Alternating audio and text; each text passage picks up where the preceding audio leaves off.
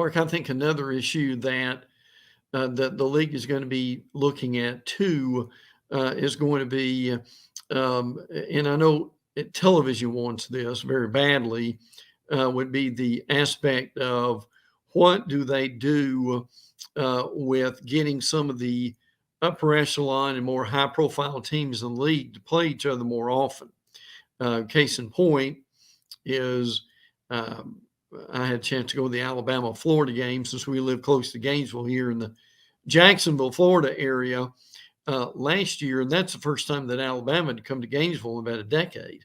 Well, the television brethren would certainly like to see games like that played on a more regular basis.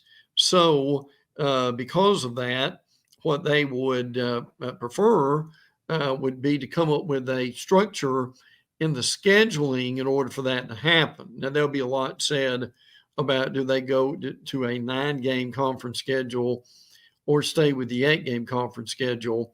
But I think another example of having the more high-profile teams play each other would be, see, Texas A&M is playing Georgia next year, and that would be the first time Georgia's going to A&M since A&M's entered the conference.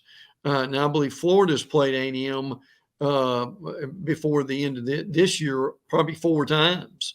So that you just got some real inequality going on in the schedule. And Mark, my question is, surely the powers to be in the SEC do not want a situation here to where your more higher profile teams just don't get together very often. And again, as we mentioned, TV wants that very badly to get that going again.